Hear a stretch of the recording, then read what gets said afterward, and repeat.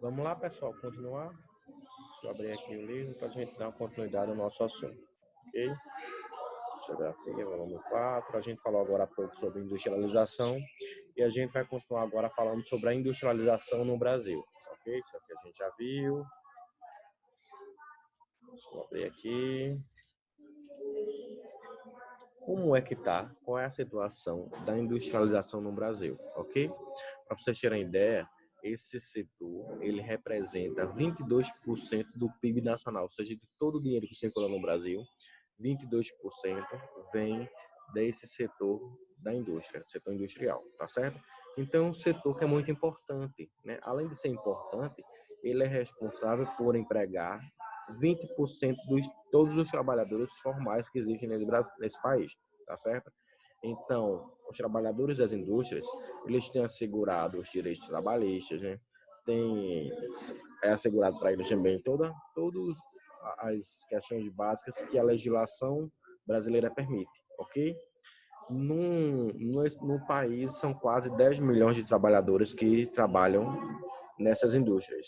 E também, quase 50% desses trabalhadores que trabalham para as indústrias trabalham fazendo produtos para exportação, ok? Então, além de abastecer o mercado interno, além de abastecer todo esse país, que é um país gigante, né? Um país muito grande mesmo, nós temos também essa fornecendo esses produtos para os outros lugares do mundo, ok?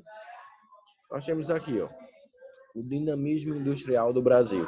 Vocês sabem que em cada região do Brasil a gente tem as indústrias especializadas para algum tipo de coisa. Por exemplo, a região Sudeste está muito ligada à indústria de ferro, à indústria de metalurgia, a indústria de transformação, os polo químico, né? O polo químico ali naquela região de Minas Gerais, a região de São Paulo, ok? Então, nesses setores, né, nessas cidades, é que estão geralmente localizados esses setores.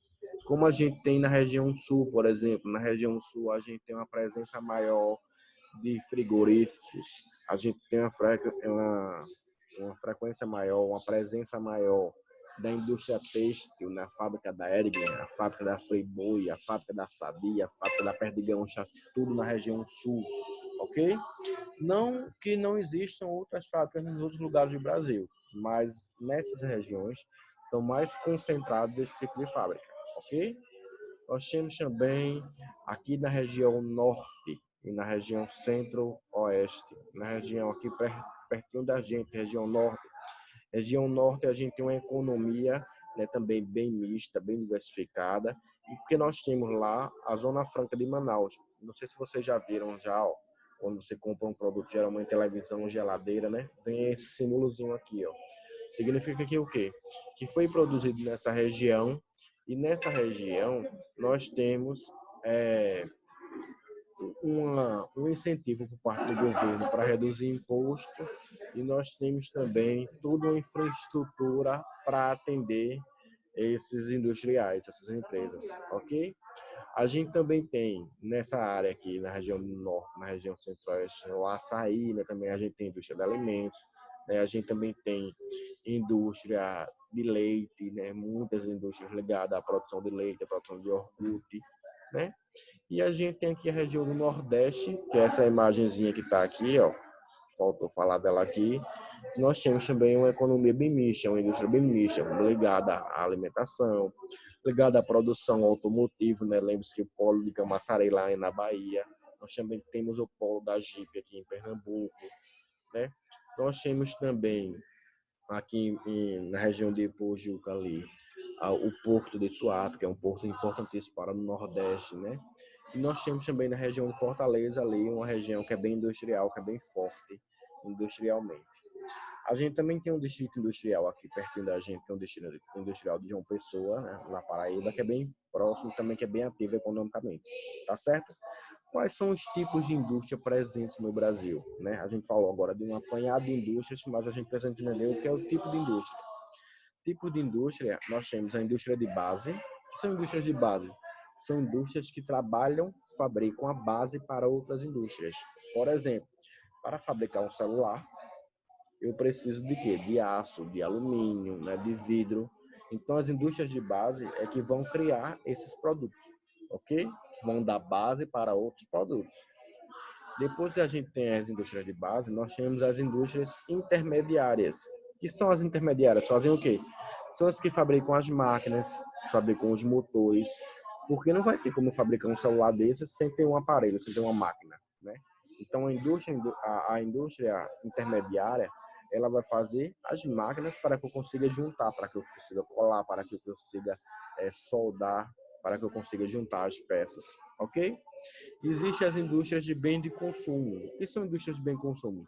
São indústrias chamadas de indústrias leves. Por exemplo, uma indústria que faz um salgadinho, ela não pode ser considerada uma indústria que faz um carro, por exemplo. São dois tipos de indústria totalmente diferentes, né? E esses consumos, eles podem ser duráveis ou não duráveis. Por exemplo, um carro é uma indústria de um produto durável, né? Ele vai durar no mínimo 10 anos, 15 anos, no mínimo. E também existem as indústrias de produtos não duráveis. Por exemplo, um refrigerante Coca-Cola, um Pepsi, por exemplo, você vai ali, tomou, pronto, acabou o produto. Então, dentro dos bens de consumo, existem esses dois tipos de indústria. Como também existem as indústrias semiduráveis, que não é nenhum nem outro. Por exemplo, calçados, as roupas, são produtos que eles não ficam, né, para a eternidade, né? Até fica se você cuidar bem direitinho, mas geralmente não fica tanto, né? Existem as indústrias de ponta, indústrias de alta tecnologia. Por exemplo, nós temos no Brasil, por exemplo, a Embraer, né, que é a empresa brasileira que fabrica aviões, e que a Embraer ela tem tecnologia de ponta, né? Então, o tempo todo está em evolução, o tempo todo está em produção. Então, a fábrica da Jeep também é uma indústria de ponta, né? Você faz um carro todo bonitinho, todo certinho, sem nenhum defeito, o negócio tá ali rodando. Então, o que acontece? Então, essas indústrias todas mostram para a gente que, né, as indústrias não são iguais, que elas são diferentes, né? E elas se concentram no Brasil em áreas diferentes, porque tem áreas que existe mais aço, áreas que existe mais água, áreas que existe que está próximo do pasto, onde eu vou poder pegar leite. Então, as indústrias elas vão se localizando de acordo com os benefícios fiscais, né? E também vão se localizando de acordo com a sua condição geográfica, o que elas procuram. Eu procuro muita água, então eu vou para uma região que tem muita água, né? Eu vou fabricar, sei lá, iogurte, e no iogurte eu vou usar muita água no processo, então eu tenho que estar próximo de uma região que tem água, né? Eu vou trabalhar com calça, lavando calça jeans, uma indústria de beneficiamento de calça jeans. Então eu vou ter que trabalhar, instalar minha indústria numa região onde tem água, não é isso?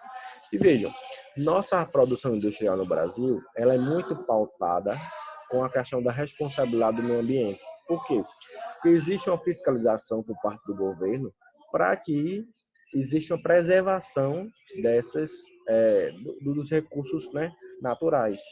Então, como a Europa começou esse processo bem antes da gente, lá com a Revolução Industrial, depois o mundo percebeu que a Europa conseguiu destruir rio, conseguiu destruir rua, conseguiu destruir árvores, conseguiu destruir um monte de coisa, o mundo aprendeu isso como lição.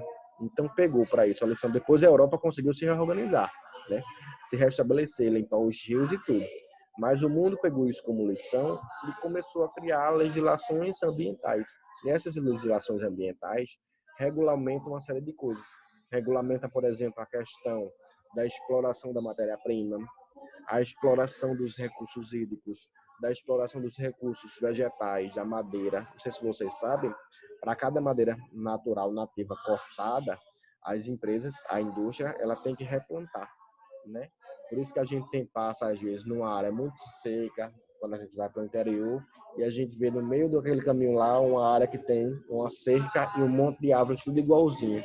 Geralmente isso é o quê? Isso é porque as empresas têm que fazer a compensação ambiental. Como ela destruiu uma vez, agora ela vai ter que recolocar, colocar, plantar, colocar no lugar. Tá certo? Então, muito do que as empresas fazem em relação à legislação ambiental é porque o governo cobra, o governo está em cima, tá certo? E essa cobrança de estar em cima é para que a gente consiga preservar um pouco mais nossos recursos hídricos, nossos recursos vegetais, nossos recursos minerais. Pronto, minha gente. Aí a gente vai passar aqui, ó, como atividade.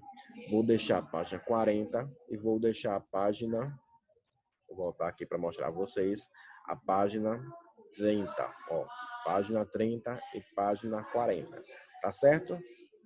Mas eu ainda vou continuar com a aula 3, que é o terceiro capítulo aqui, que é um capítulo bem facinho, que é sobre o terceiro setor. Vocês vão ver o que é que muda um pouquinho, tá certo? Deixa eu salvar aqui e daqui a pouco a gente continua na próxima aula.